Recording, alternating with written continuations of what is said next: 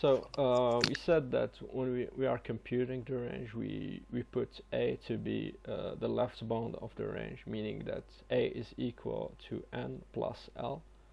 So we are accessing the index of the or the left index of the range in the segment tree, and B is n plus R. So while the range is not null, or while A is inferior or equal to B, if A modulo 2 is equal to 1, this means that if as I said earlier, if A is we are testing if A is a right child. We are testing if the left bound of the range is a right child. In this case, the left bound is a right child.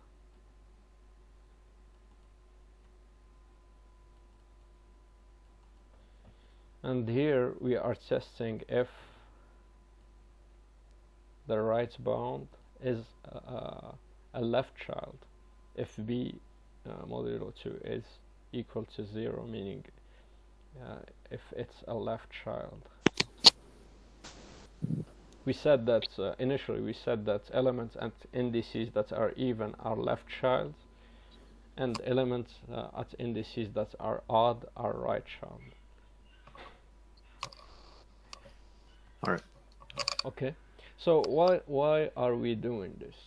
Let me show you why. So see here, if we took a range like here, for instance, from 12 to 15, or rather yet from 8 to 15. So this is the entire range. This is the 63 that is up above. So we don't have to worry about whether A is a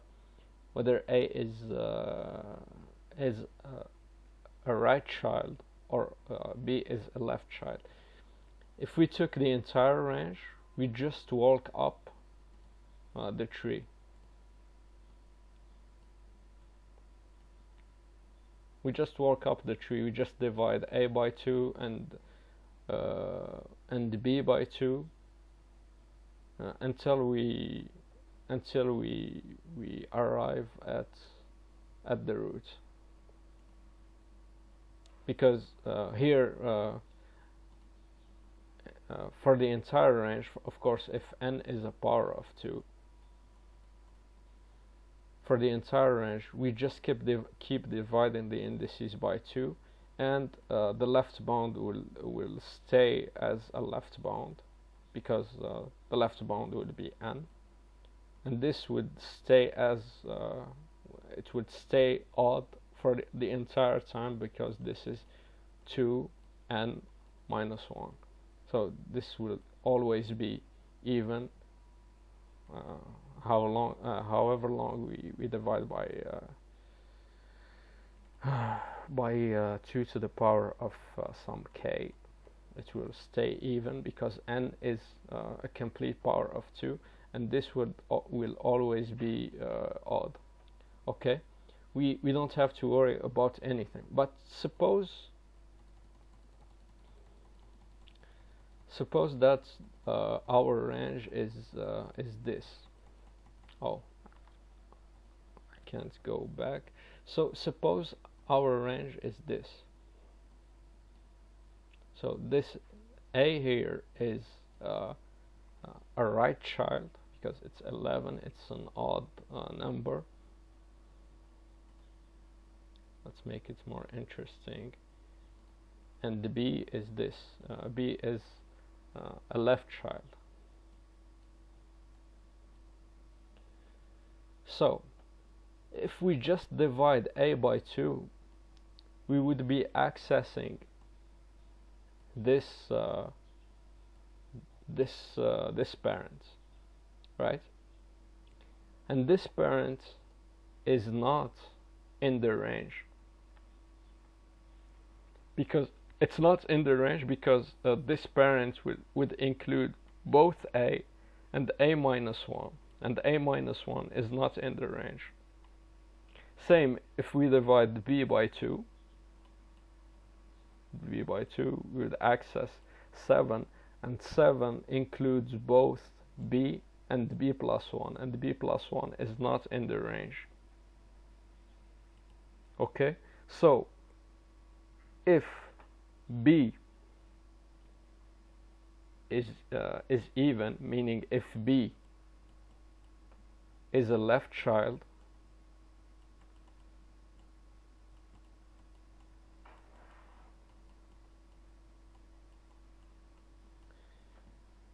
we add the value at b and decrement b to access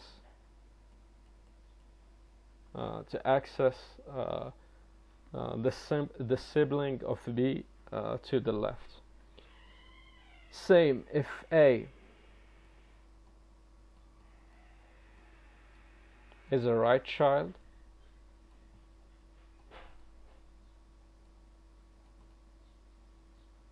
sorry for the horrible writing, child, we add the value at position A and access the right sibling, meaning that access the value to the right, and we divide A, of course, we divide B. This is a little bit difficult to see, but what we essentially are doing is, if A is a right child, we have to exclude the elements to the left of it, because if we just divide A by 2, we are including the elements to the left of it. Same if B is even, if B is a left child, if we just divide B by 2, we are including the element to the right of it. So to exclude it, we just add the element of B, because B is in the range, but the element to the right is not in the range. If B was odd, like if B was 15, we just divide by 2. We don't have to worry about anything, because the parent would include both B and the left child. So this is what we're actually doing here. We're just testing if A is a right child. If it is a right child, we add the value at A and access the right sibling. If B is a left child, we add the value at B and decrement B to access the value of the left sibling. This is a little bit difficult to see, but when we see the example, it will be a lot more clear. So, and we divide A by 2 and B by 2, but to access the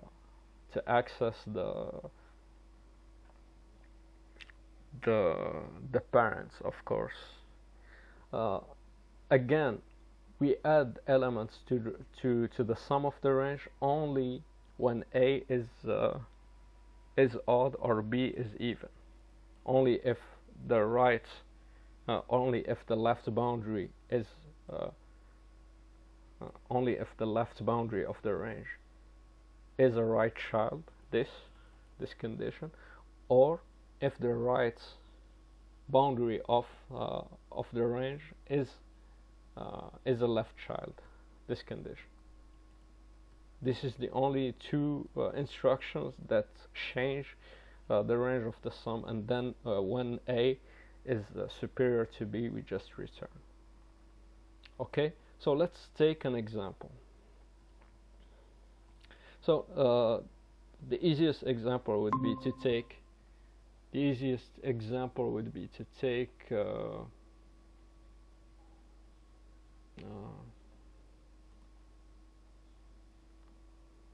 the easiest example would be to take the entire range. So let me bring the code just to the left and see what are we doing exactly.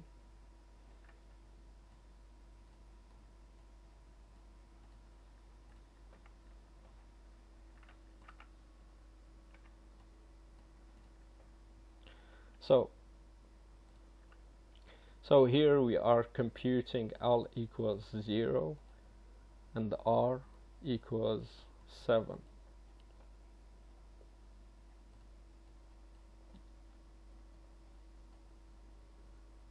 So here A equals L plus N, so A equals 8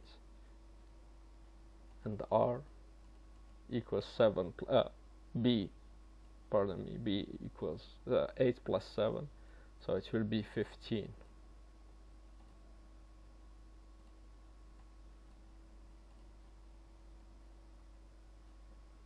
Okay, so this is the range that we are computing, B, A. So what we do is we test A. If it's a left child, we test A modulo 2, whether it's 1 or here A modulo 2 would give us 0 because it's 8. So we will ignore this, nothing would happen here. Same we test B if it's a left child, modulo 2 equals 0. This is false, so this would be ignored. So the only thing that would happen here is that we divide A by 2 and B by 2. That's it. So we divide A by 2. So 8 divided by 2, it would be 4. And 15 divided by 2, it would be 7. So right now, B equals 7 and A equals 4.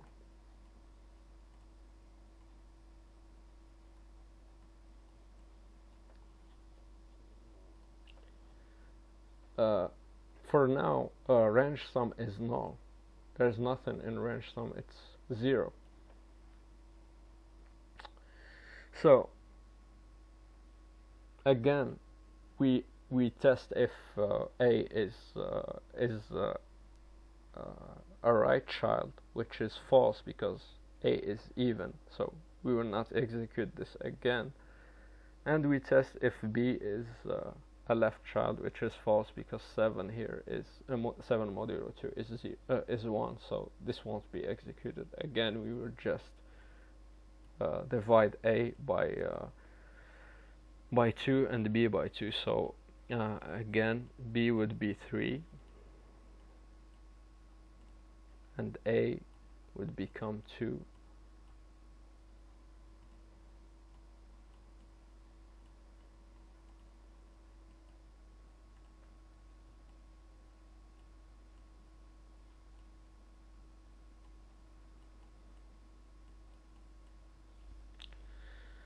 Again, we would test if A is even. If A is odd. A is not odd, it's even, so nothing would happen here again. And B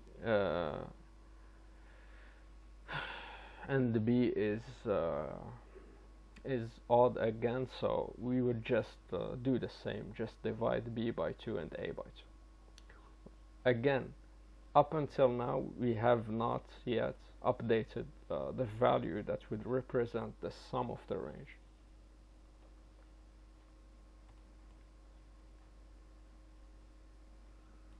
So right now A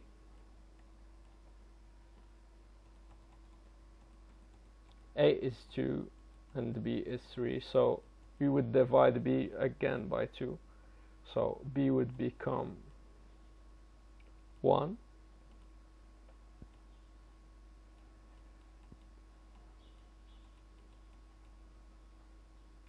and A would become 1.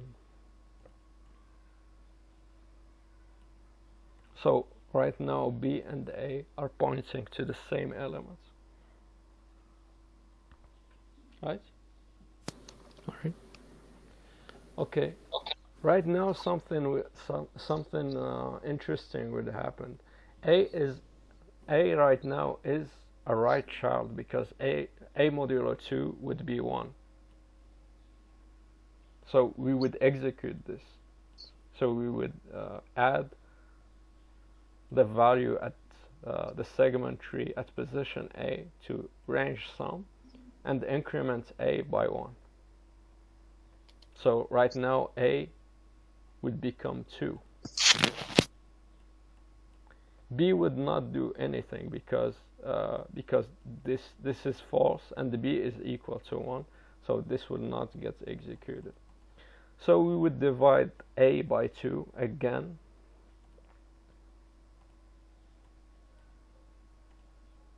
So A would be 1 and divide B by 2, which is 0. And now we would stop because A is superior to B. And we have the range sum because we just updated it in the last instruction of the loop. So this is a very simple, the most simple example. Let's now take something more interesting like this.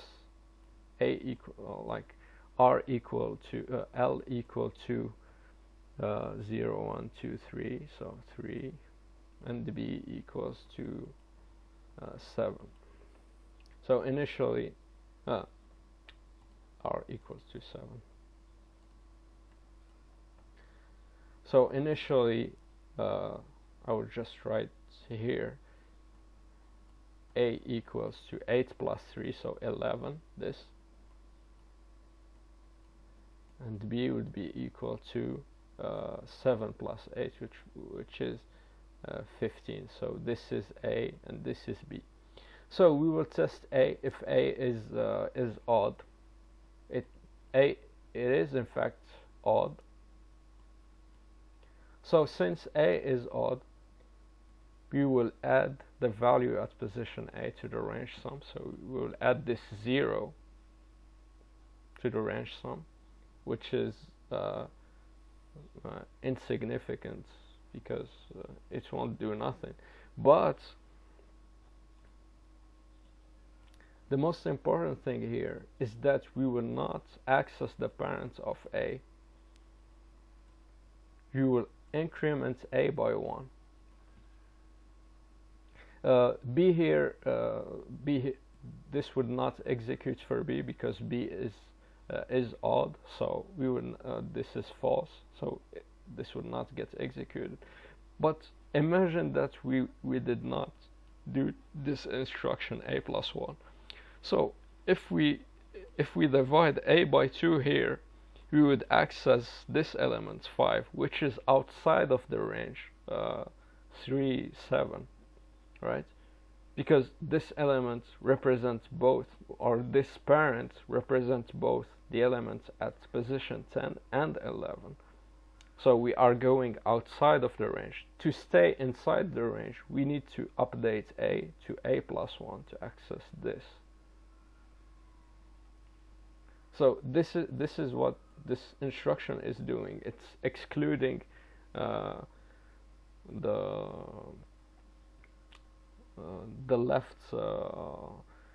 left child of the parents of A.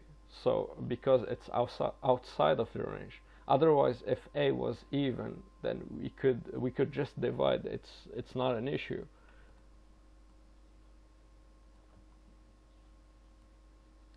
So this is the difference here. We just add the value. If we had something else other than 0, it would have made the difference. But at least we are not updating A in an erroneous way and taking a value that is outside the range. So here A will take value 12 by this incrementation. And then when we divide A and B by 2, we will have A equals to 6 and B equals to 7. So we are here right now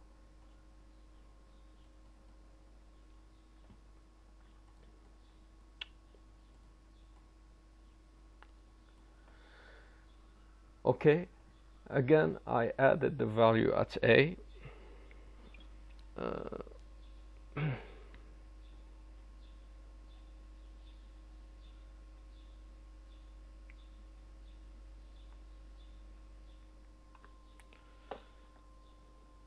Before ending the loop, we added the value at a. Okay, now we will test if a is odd, which is not the case, so this would not execute. If b is even, this is not true because b is actually odd here. So what we would do is just update a to a over 2 and b to b over 2. So we will have here 3, 3. And now again we are at a and b are at the same position. So when we execute this instruction, a is actually odd here, so we will add the value at position I. So range sum here would be equal to 36.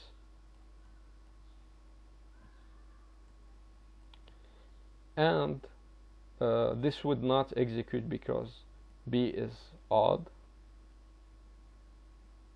I forgot something. We need to execute a plus 1, so a would be equal to 4.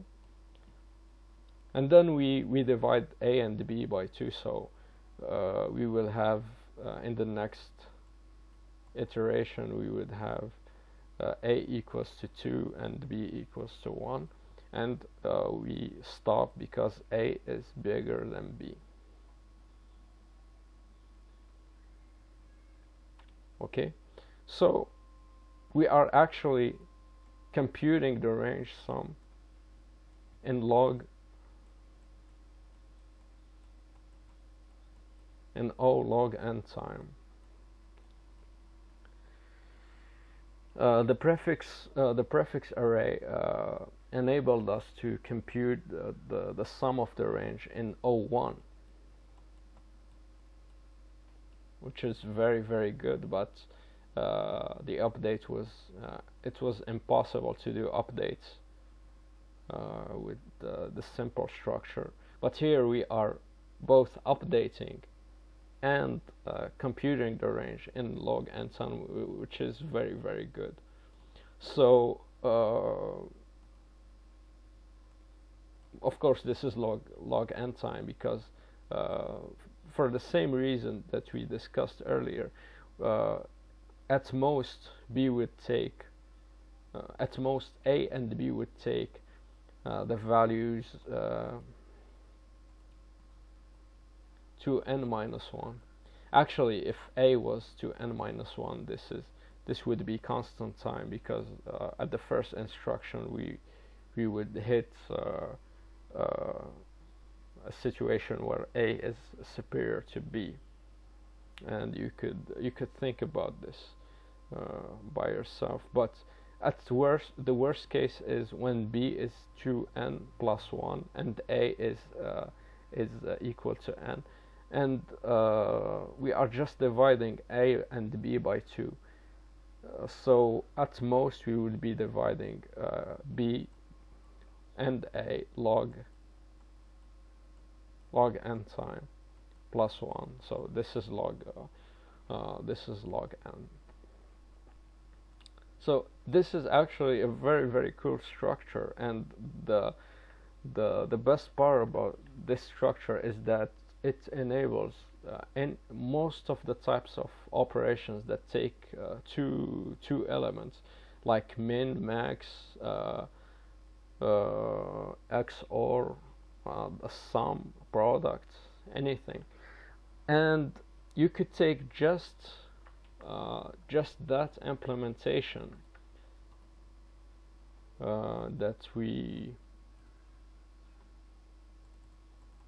you could just take the implementation as it is, and instead of well, in the lecture notes, if you saw it what I wrote.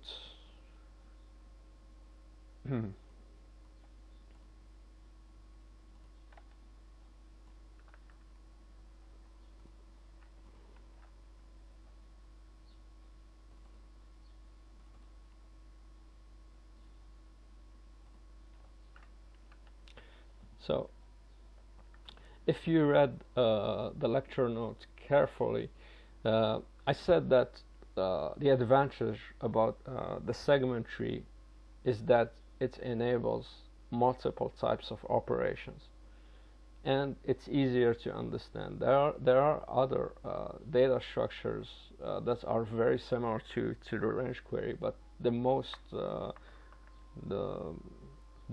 well-rounded data structure is actually the range query, the segment tree.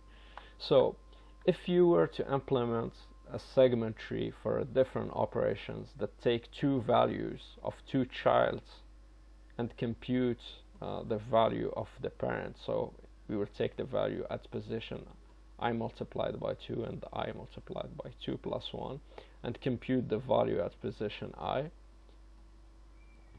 If you have some operation, let's call this OP, then you could make a range query for this operation. And in the generic segment tree code that I put in the lectures, in the reading material, instead of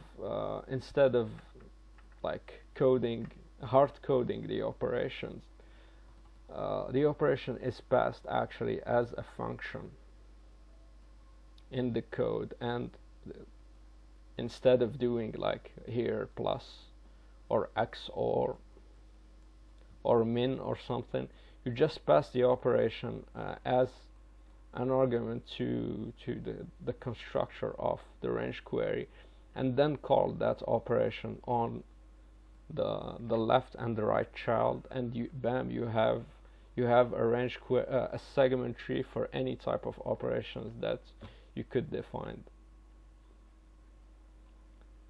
Of course, the default elements here depend on the operation. For instance, if you have minimum, if you have the minimum range, if you have a minimum segment tree, instead of using a 0 value for the range value, we would take minus infinity as, because here in the range query, if we had a minimum range query rather than a sum range query, so when we take the minimum between values, if we initialize the range value to 0 instead of doing minus infinity, of course, is just, in Python you could just write floats minus inf, or if you're using Java, you could just do whatever the type integer dot max value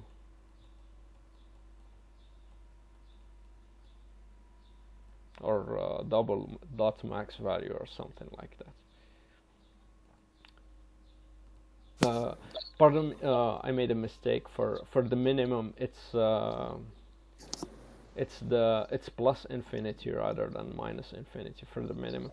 For the maximum, it would be minus infinity rather. Same here, integer dot max value or integer dot min value is the same.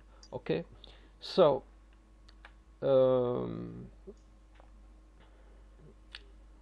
what I was trying to say is that you could have a different default value depending on the operation that the segment tree is supporting. So you could just define a default parameter default value that takes 0 by default, and if you have a parameter that is actually different than 0 for that operation that you are using.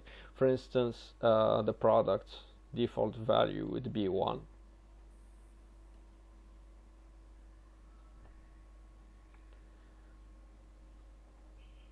So if you have a default, another default value, just pass it through. And this is functional programming, because we are passing to a function another function operation. So if this is a little bit weird, just let me show you what this looks like in an example. So we are clear that this is the same code as in the normal segment tree. The only thing that is different here is that we are specifying a default value based on the operation and an operation as a procedure, and we are creating a member attribute, or an object attribute operations that would take the operation. So this is a function actually that we are assigning. If you're familiar with JavaScript or Python, if you're familiar with JavaScript, you shouldn't have a big trouble understanding this. So let's take an example, and I will show the and another thing, inside the code we are not hard coding the operation. For instance, initially we were using the plus to combine the value at the left child and the value at the right child. We are implementing the operation as just calling operation on the two values. Same when we call the range query, we are just calling the operation on the range value and the value of the element. Same here in the updates. So the point is, we are not hard coding a giving operation inside. We are passing the operation rather as an argument.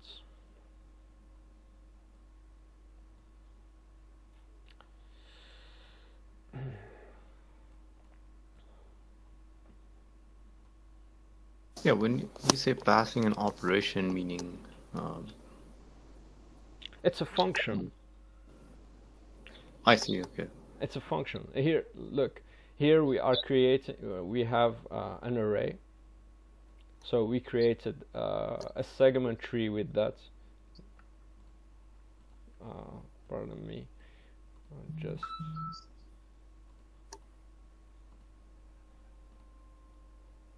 So we have the array that we need to support operations on. We created a segment tree and we passed a function. This is a declaration of a lambda expression. Right. This lambda expression takes two values and returns something. Here an example. Look. For instance, let function equals lambda x y, and we return x. This is exactly as in JavaScript. So if we call func,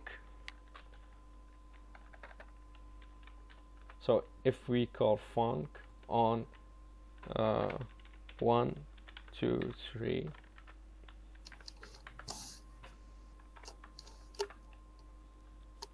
Okay. it will just compute the product.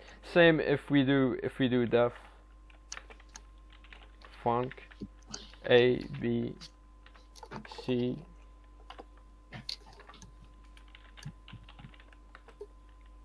a multiplied by c over A multiplied by B over C multiplied by A plus.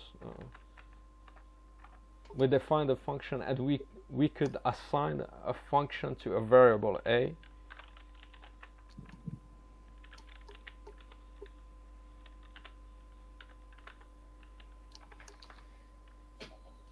So in functional programming, you could pass functions as arguments to other functions, and you could call. Yeah. That's it.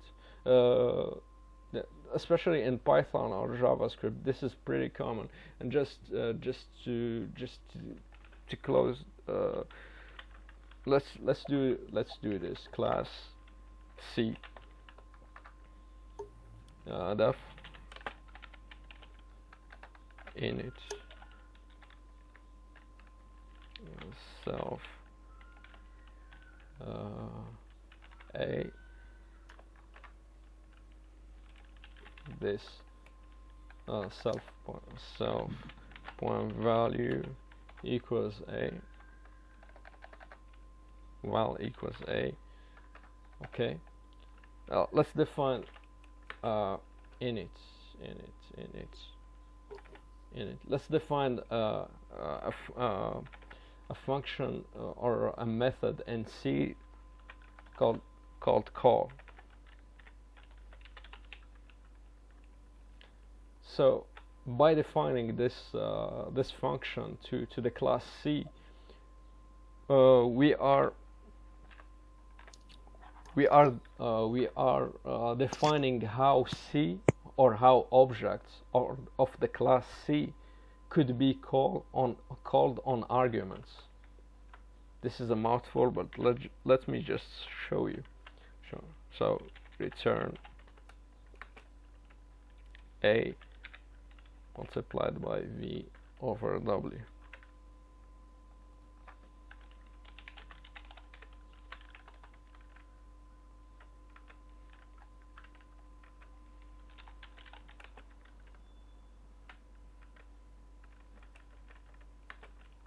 So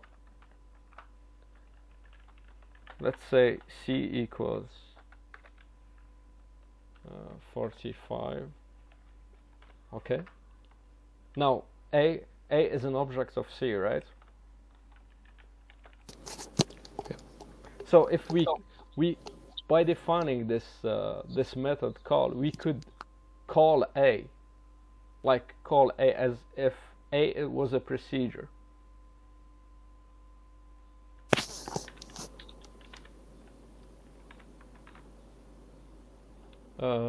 A is not defined. Oh, I made a small mistake. A is not defined. This point dot value, this dot val. Actually, let's just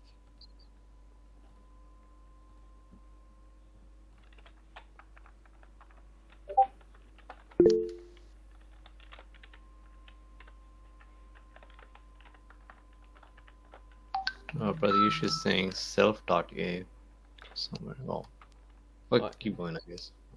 self.a. I couldn't call self.a because A was an argument, so it won't be recognized here. I could call self.value because val is an attribute of objects from class C, but A is just was just an argument to the construction. Okay.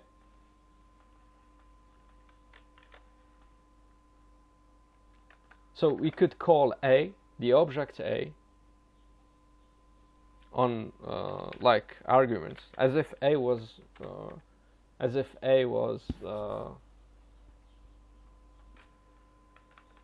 wait,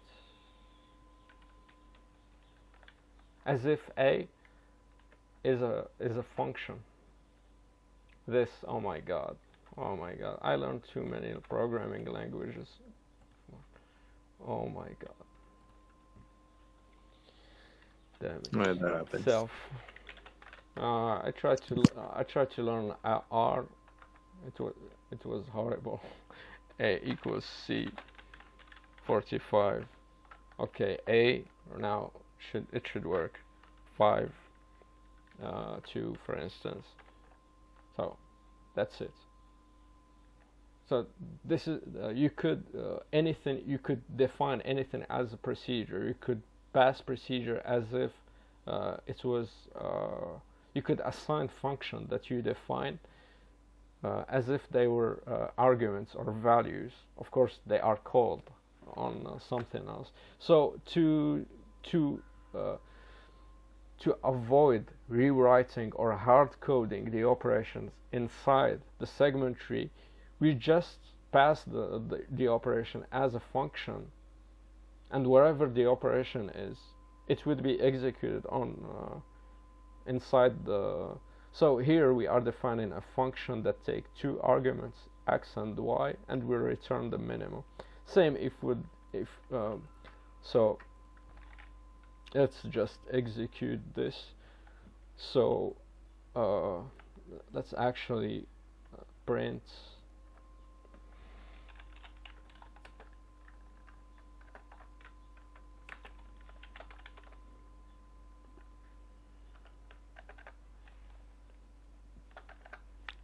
st dot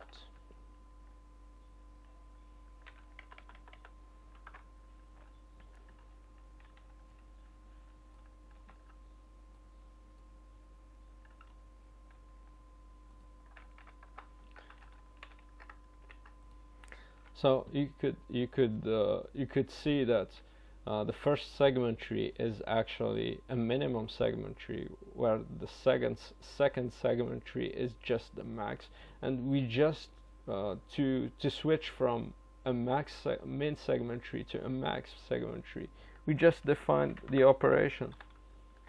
That's all.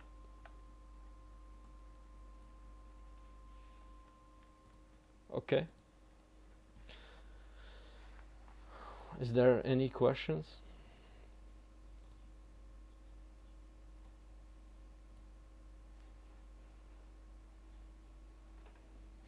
One last word about the segment tree, or one last word about the standard segment tree. We initially said that the size of the array that we need to or the size of the array for which we have to answer queries should be a power of 2.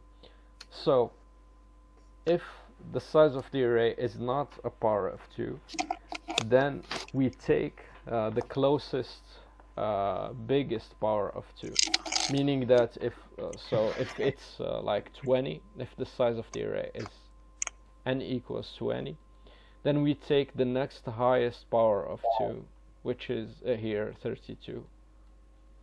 How we do that? We just take the log of n.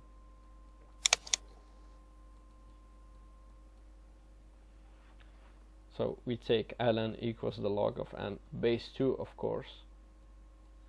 If 2 to the power of log of n, or if 2 base raised to ln is equal to n, then n is actually a power of 2, so we don't have to do anything. If 2 to the power of ln is smaller than n, meaning that n is not a perfect power of 2, we would just increase n to be equal to 2 to the power of ln plus 1, meaning that we take the next smallest power of 2. So for 20, for instance, we would take 32. For 14, we would take 16, etc. You could code this in many different ways, but here this is, and here where the importance of the default value is really highlighted, because if you have a minimum segment tree, and we are expanding, we have I just said that if the size of the array is not a power of 2, then we need to take the next uh, the next smallest power of 2. So we will have elements that have no value. How to define those values? Depending on the operation, we would take the default value for those elements, because if we have a minimum segment tree, those elements that we padded the array with should be equal to default values. So for the minimum, the default value would be plus infinity. For the sum, it would be 0. For the max, it would be minus infinity. Because if we do for the min, if we do a default element equals 0, then the range query might return to us just zeros, and we don't have a 0 in actually we might not have a 0 in our segment tree, but because we defined the wrong default element, we will just get back a 0 when we don't have a 0 actually in the array. So that's it for the segment tree. If you have questions.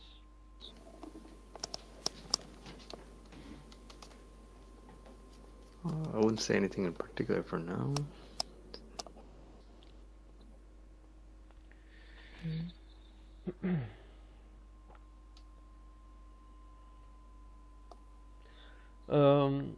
I gotta revisit a few things. Yeah, but did you understand most of it? Oh yeah. Okay. Could say. Okay. So, last parts. Okay. Okay. There's actually one last one last augmentation to the segment tree, which is the lazy segment tree, which enables even more operations. We said that the segment tree is actually great. It's enable updates in log n and computing the sum of the range in log n. But if we have even another query that would another type of query that would change the value of an entire range, meaning that we said that we have a first query 1 LR that would compute this would compute the sum. 2 IV, this would update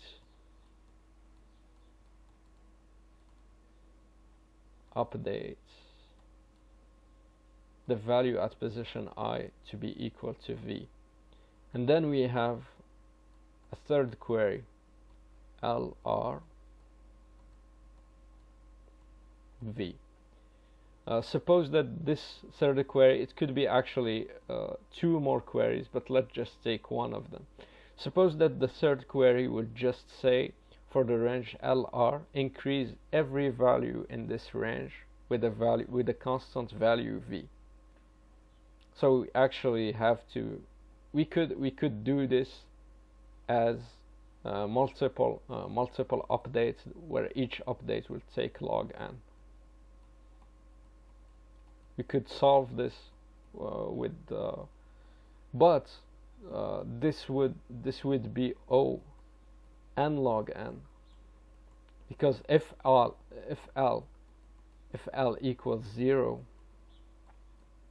and R equals 1,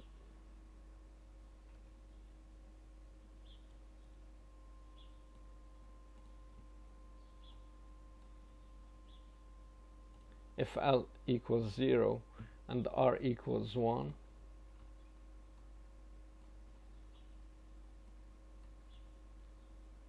then 1, R equals n.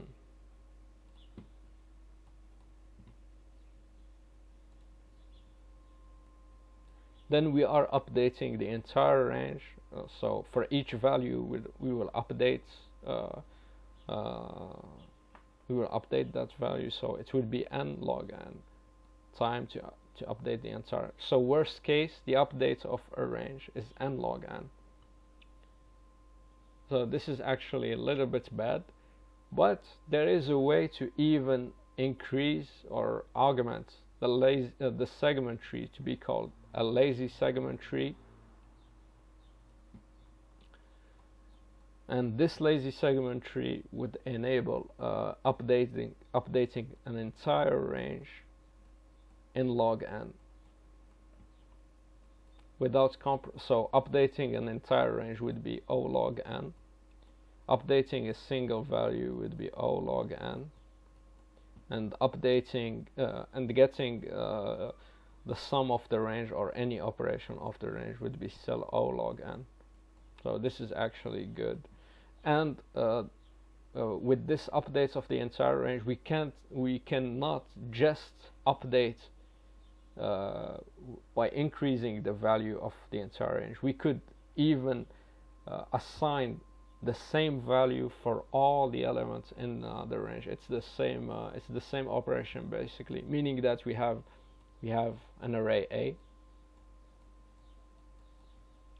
and we have a range from L to R, and we want to assign the same value, so same value V, V, V, V to all elements in the range, and this would be O log n.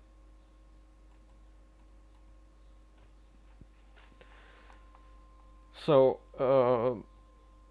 I think rather than doing this last part, as because it's included in the reading material, rather than doing it as in a presentation, I would do it as a video, and whoever is interested, I would further explain it, because we took too long in the segment tree, and we should continue into something else. But this is not very difficult. I would make an explanation for this separately. So yeah. So right. Is there any question? Any questions? Ayman, we didn't hear anything from you. Oh, I didn't realize Pratyesh dropped out. He's one of my this is one of my students. Oh, Ayman? Oh. Yeah. Oh, cool. Oh, from Algeria? Or? Yeah. Oh, I see. Oh. Looks like he's AFK maybe. He's a little bit shy.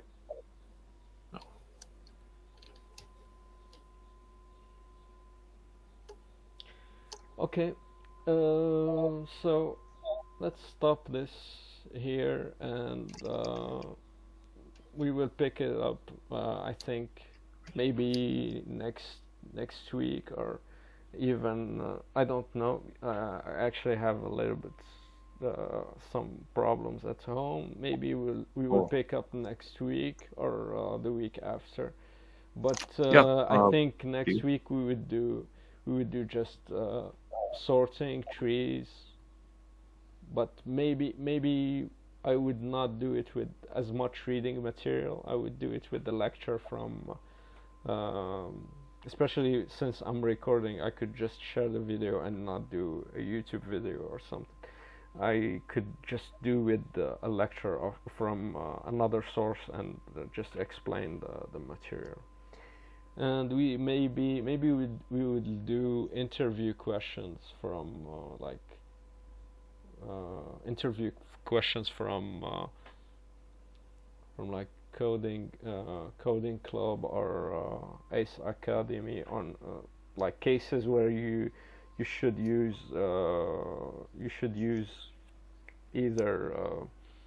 either trees or heaps, priority queues, and other stuff. So thank you for joining thank you to anyone that has joined, and yeah, I hope I see you next session. Take care. Yep. We'll talk on Discord. Oh yeah, Okay, I'll stay by. Take care. Bye.